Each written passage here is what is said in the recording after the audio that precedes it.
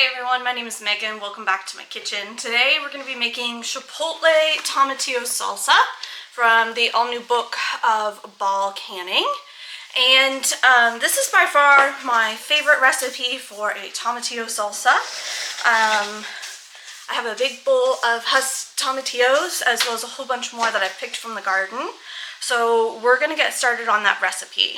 I've got the oven preheating to 425°F. This recipe does take a little bit longer because it is a roast it recipe. So you must first roast the items in the oven and then blend them, reheat them in a pot, and finally water bath can them.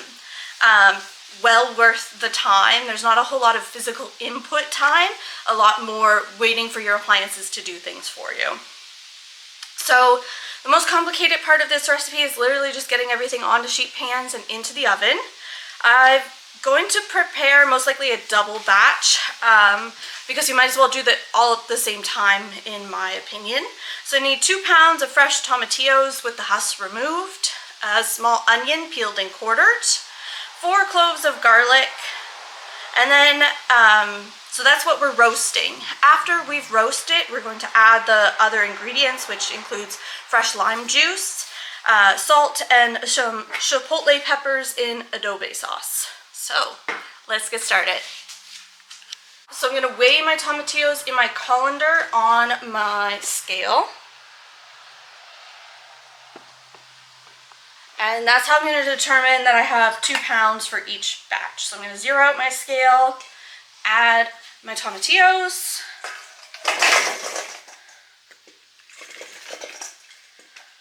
oops, that's already too much. Okay, so 2 pounds here. I still have lots left in this bowl, so we might be doing a double recipe today and then maybe another double recipe tomorrow because I think I have that many tomatillos, which is exciting for me. I haven't yet made any salsa yet this year. It is September 3rd today. My tomatillos have been really late this year. I've made tomatillo salsa as early as July in the past, and I think this year I planted the plants a bit later. I also had seeded the plants later, so they weren't as big when I transplanted them out to the garden. And I didn't really amend my soil in the garden last year. I did a soil test. It told me all my levels were fine, and I let that soil overwinter and then planted back into it this year.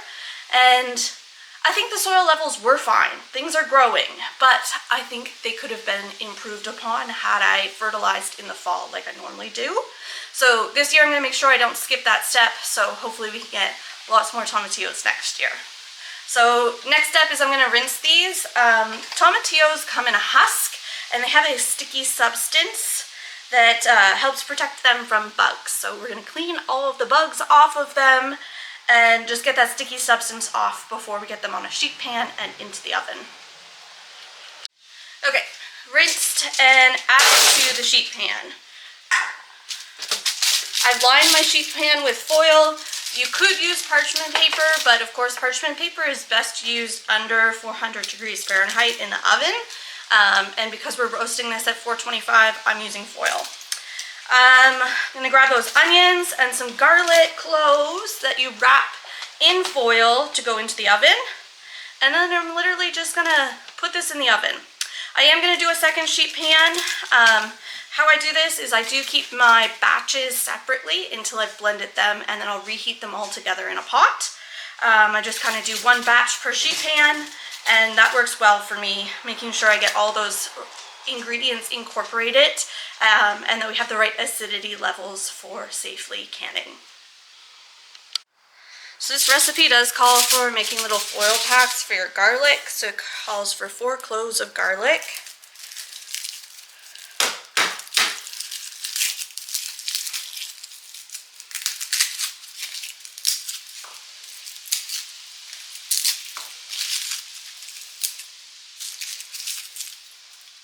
So this stuff is the garlic that I grew this year. I just ran to the basement and got a couple cleaned up. It's been curing down there for a few months.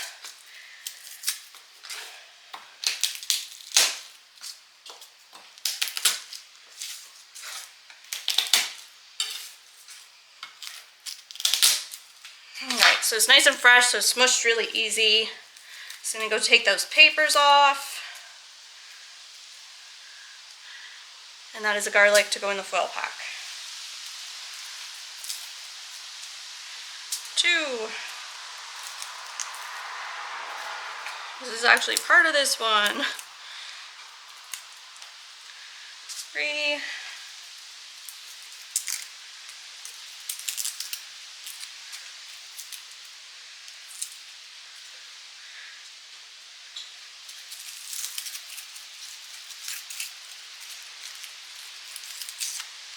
Okay, 4 ginormous cloves of garlic.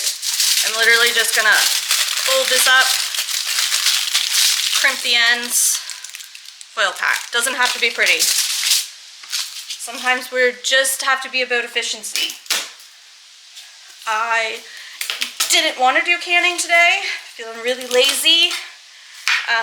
So it's part of chronic illness, I guess, but these tomatillos need to be processed and I need to do something.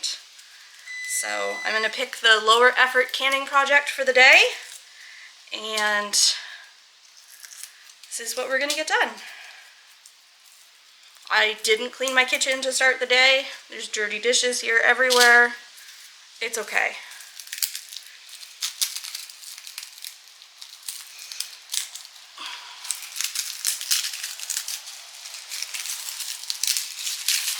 Because I will thank myself later. We have an annual tradition now. It was my birthday weekend this weekend. Happens to fall on Labor Day. We have a Megan's Mexican Fiesta, and it's really just a big excuse for us to show off our homesteading benefits, I guess.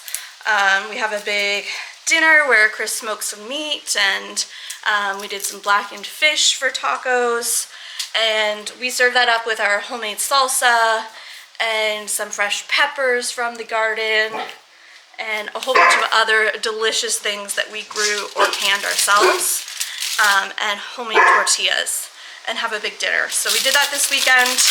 I'm still recovering, and we'll get these on the pans. So these are our pans ready to go in the oven. Our oven is almost preheated, and when that preheats, we'll get them in and roast it. Once these cool down enough, we'll get them put in the blender and get this all blended, and I'll show you the next steps. Alright guys, welcome back. We've got our tomatillos all roasted. Things are starting to look a little crispy, and these are ready for the blender. So what we're going to do is we're going to add a sheet pan, which is 1 batch of our Chipotle tomatillo, to the blender with the additional ingredients. Blend that all up. We'll add it to our stock pot and start reheating. Once that comes to a boil, we can go ahead and add it to our jars and get that in the water bath canner. I got distracted, a neighbor came and visited. So while he was here hanging out with the dogs, I was hanging out with him and having a good chat. But my canner's not yet ready. So I'm gonna get this stuff ready and into the pot and just set it really low, so we can start reheating, and we'll get our jars ready for the canner also. So let's get going. So I'm not doing anything fancy here. I'm literally just adding things to the blender. I know that my blender will fit 1 full batch, so I'm undoing our foil pack of garlic. Adding that.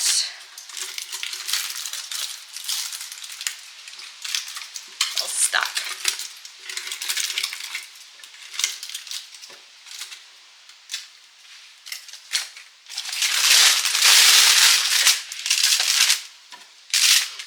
And these came out of the oven a while ago, so they're all nice and cooled and I can touch them.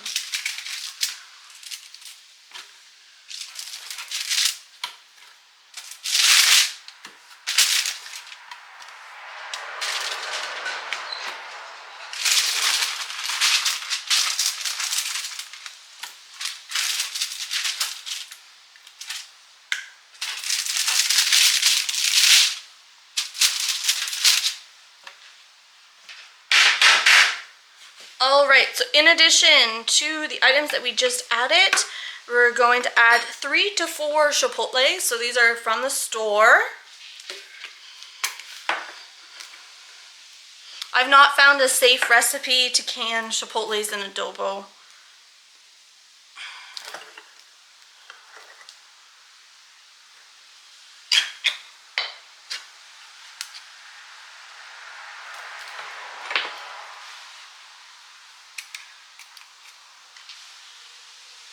One, two, three,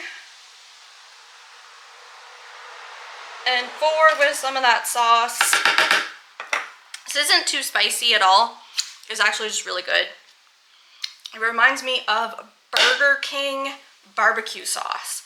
I didn't know that it tasted like Chipotle until I started making this recipe.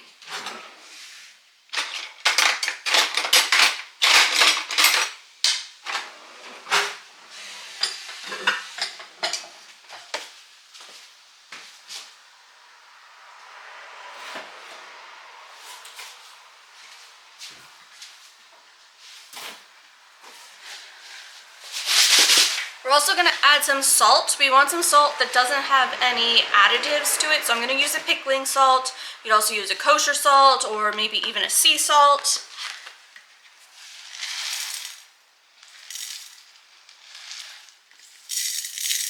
So, half a teaspoon.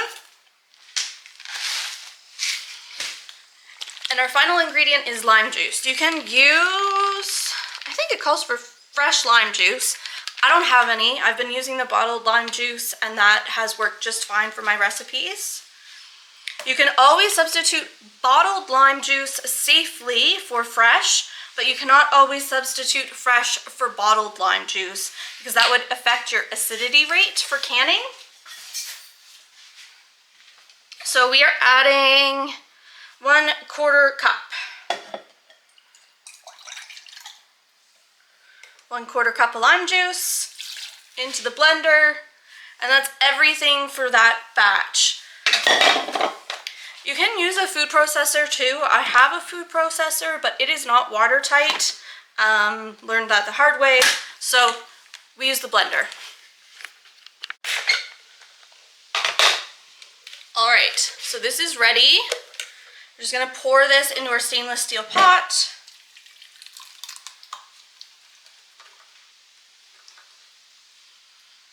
And we're gonna repeat the exact same thing for our second batch.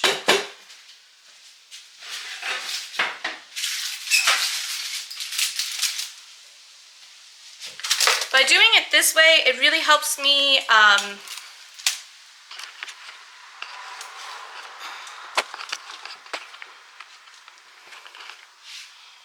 there, I can see you. So by doing it this way, I can really help know how many jars I should be putting in the canner, and just helps me keep track of measurements that I don't make a mistake. Keeps everything nice and safe.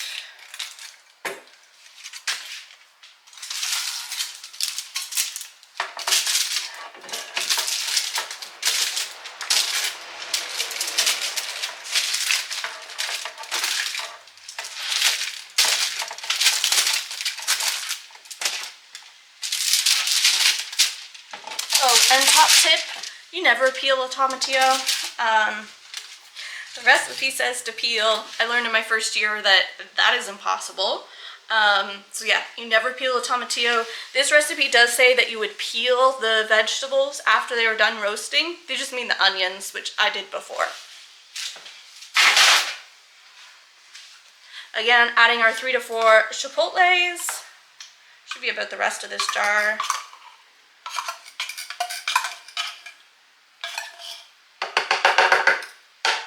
I need to go to an actual grocery store so I can buy adobe chipotles. And as sad as I am, I hate the grocery store.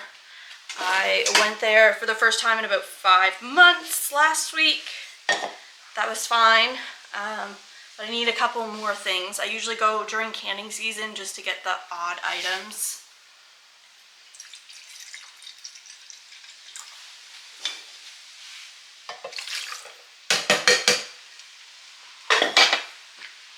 chipotles, lime juice, and some salt.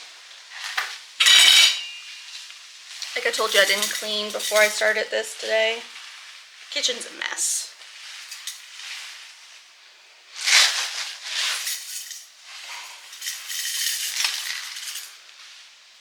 Salt.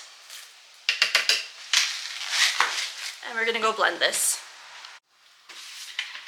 And is the reality of homesteading, I still have to cook dinner. So pizza is our easy option tonight.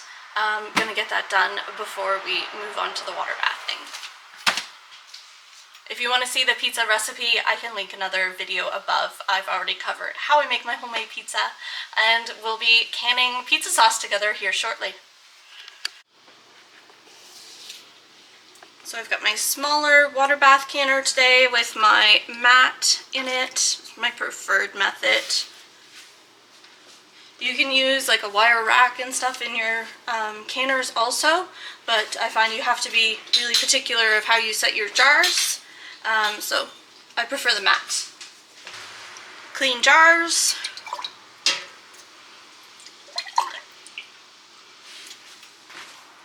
So I know that doing 2 batches of 4 jars each, I should have a minimum of 8 jars preheated in my water bath canner. Now, I always plan to have a little extra because I don't want to have to do another processing run. So I will fit as many jars as I can in my canner at this time. I think it holds around 10 or 12 of these half-pint jars. They're 250 milliliters.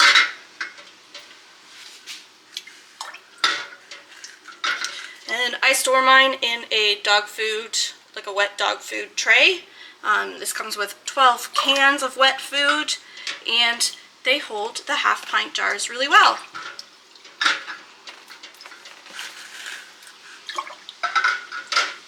A lot of my jars I got through like yard sales or Facebook Marketplace or from my grandmother, and I don't have the boxes anymore, so this just helps me store the empty ones.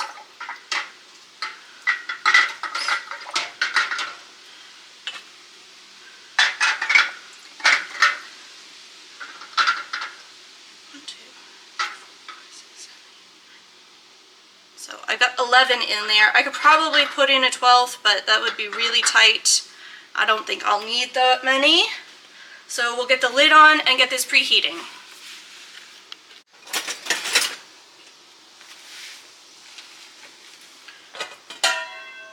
Alright, so this is getting hot. It's not quite boiling yet, but we want to add hot contents to hot jars so that we don't have thermal shock and jar breakage.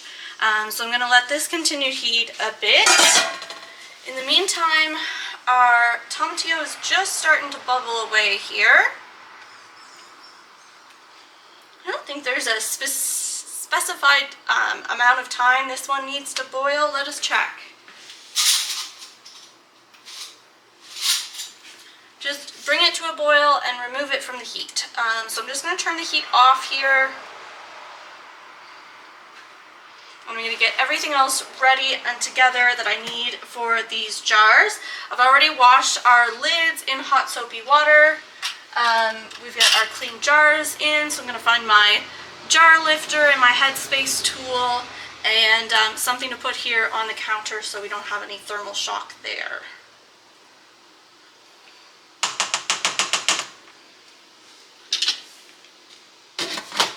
Because my house is still a mess from the weekend, I don't have a dish towel to put on the counter, so I'm just going to use this wooden cutting board.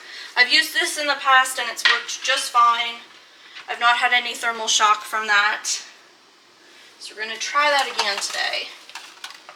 We've got our headspace tool and our jar lifter, lids. I've got a bag of rings here.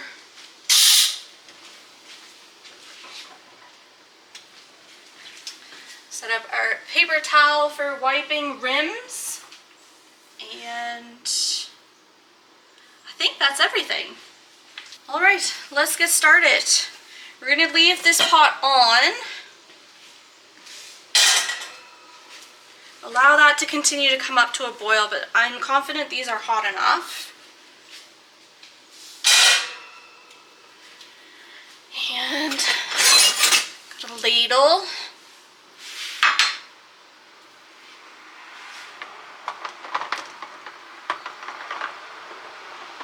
Now, I love these. They're kind of the heavy-duty ball jar lifters, but they are much more difficult to pick up the jars when you have them sat tightly together.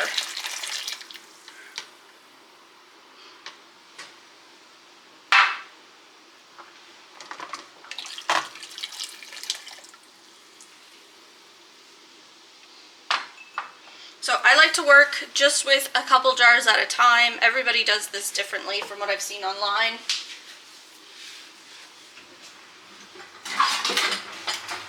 Jar funnel was what else I was missing. Let's get you moved to the other side so you can see. Alright, that looks like you can see. So we're just going to start filling jars.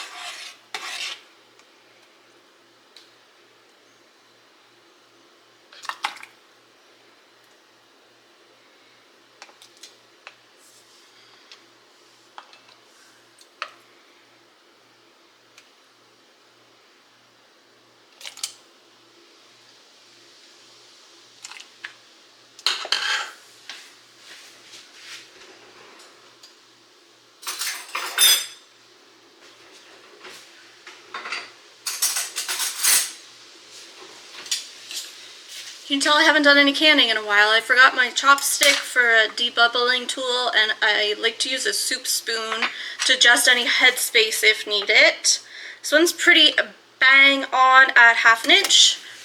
So I'm just gonna quickly wipe the rim here.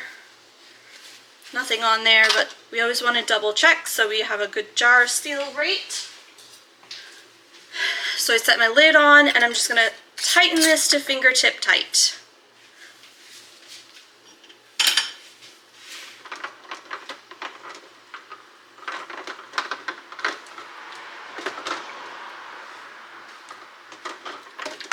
I just want to make some room in the canner, so a couple more jars out here.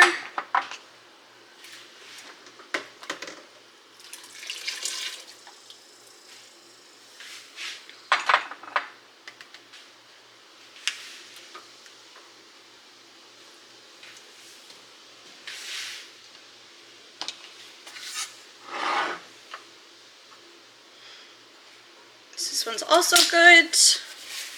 It's not always that we're so lucky.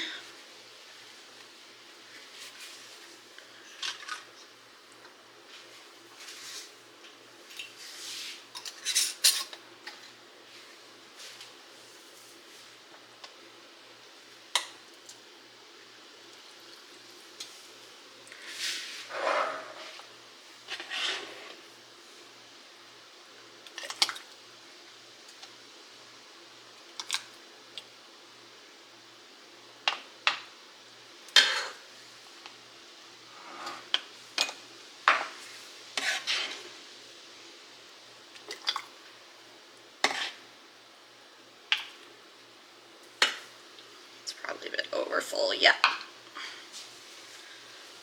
Sometimes it's really easy to tell. So that one's a bit underfilled, so we're just going to add some over there.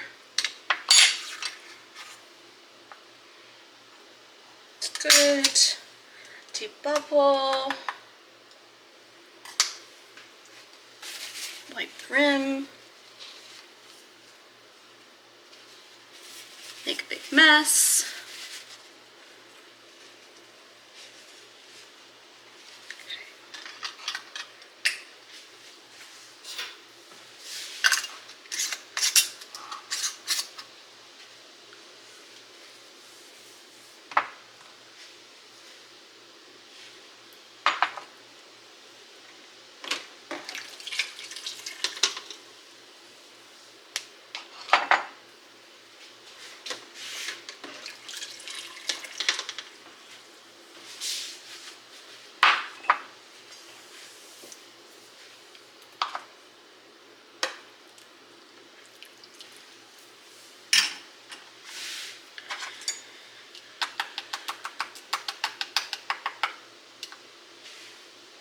Some jar contents are really prone to bubbling. I don't find this Tomatillo to be one of those things, but we do debubble a bit anyways. I find things like jam and pickles to be a lot worse.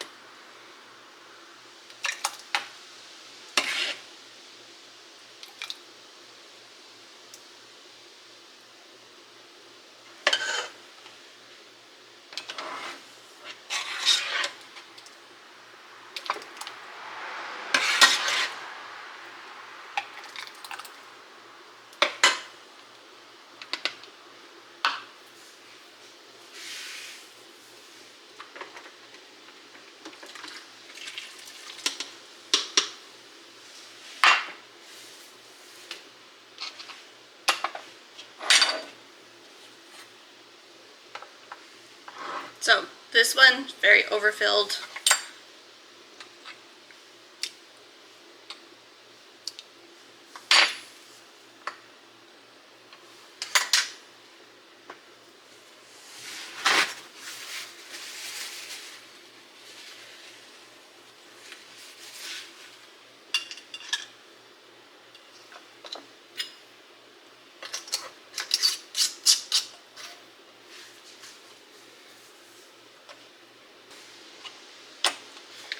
Alright, I don't think I'm going to have enough, but we're going to fill this jar anyway.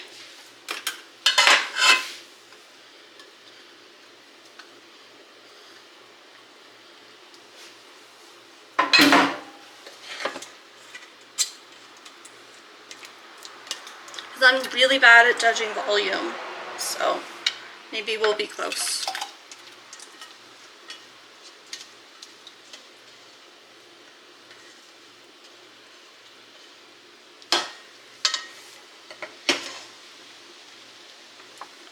Not all that close, still lots of space in that jar. So I'm not going to process this one, I'm just going to whack a lid and a ring on it, not a new one, so I'm not wasting one if I'm not processing it, and just stick this in the fridge once it's cooled, and we'll eat this one first. The rest I'm going to put the lid on, wait for it to boil, and then process it for 25 minutes.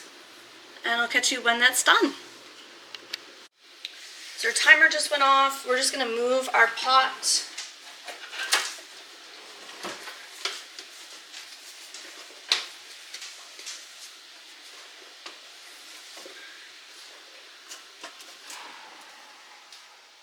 All right, to a cool burner, remove the lid. Oh no, I definitely had a jar break. Or a lid come off. That is a hot mess. I've not had that happen before. Alrighty, well, we'll let that cool and then we'll deal with that.